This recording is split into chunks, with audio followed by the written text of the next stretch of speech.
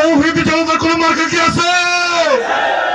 ওই সেই মার্কা। টেনে বলো, টেনে দাও, সরিয়ে দাও। গাজীপুরে এক আসনে মার্কা নাকি কয় না করে সবাই বলো আরো জোরে নারায়ে তাকবীর। সংগ্রামী সাথীদের ভাই বন্ধুগণ, সম্মেলনের এই পর্যায়ের সামনে বক্তব্য নিয়েছেন বঙ্গ বিভাগ পীর সাহেব চরমোনাই। তিনি ঘোষণা করেছিলেন এই বাংলাদেশকে একটি স্বাধীন সার্বভৌম রাষ্ট্র গঠন করার লক্ষ্যে গণতন্ত্র, সমাজতন্ত্র, অন্যান্য তন্ত্রমন্ত্র বাদ দিয়ে ইসলামী শাসন কায়েম করার লক্ষ্যে বঙ্গ বিভাগ পীর সাহেব চরমোনাই ঘোষণা করেছিলেন এক বাক্স নীতি, ওয়ান বক্স পলিসি। যে ওয়ান বক্স পলিসির মাধ্যমে সমস্ত ইসলামী দল সহ দেশপ্রেমিক দলগণ যখন একত্র হতেছিল, তখনই ৬ষ্ঠ নম্বর দল হিসাবে এই বাংলাদেশ জামাতে ইসলাম এই দলে অন্তর্ভুক্ত হয়েছিল। অত্যন্ত পরিতাপের বিষয়, তারা এসেছিল শোষক হিসাবে। তারা একটি ফন্দি ফিকির নিয়ে এই জোটে অংশগ্রহণ করেছিল।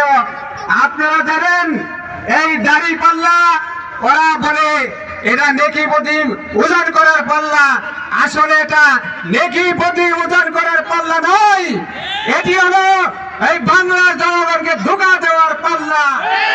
একটি কথা বলবো, সেটা হলো এই বাংলাদেশে আমরা যারা বাঙালি, আমরা যারা স্বাধীনতা সার্বভৌমত্বকে বিশ্বাস করি, ইসলামকে আমরা যারা লালন করি, ইসলামকে আমরা যারা ধারণ করি, আমাদের অন্তর যাদের ইসলামী মনে ইসলামী ধর্মে বিশ্বাসী, আমরা একটি কথায় বিশ্বাস করব।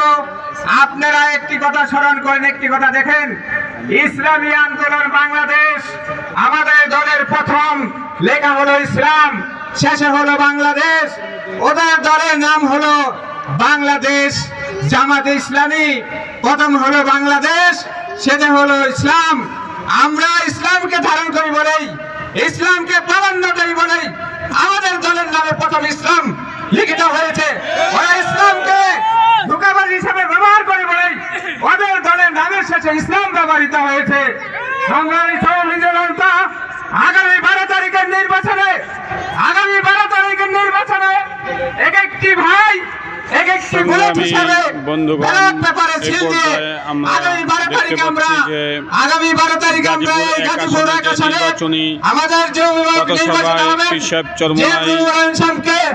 এক একটা ভোট দিয়ে ঘরে ঘরে যে বিভিন্নভাবে সবার হাতে পায়ে ধরে এর আগে ইসলামের পক্ষে, স্থানীয় নেতৃবৃন্দ আলোচনা করছেন। মানবতার পক্ষে, তো এই দেশকে একটি শান্তিময় রাষ্ট্র হিসেবে গড়ে তোলার পক্ষে সবাইকে উদাত্ত আহ্বান দেখে আমি আমার সংক্ষিপ্ত কথা শেষ করছি। আসসালামু আলাইকুম ওয়া রাহমাতুল্লাহ। হচ্ছে প্যান্ডেল। প্রিয় সংগ্রামী সাথী।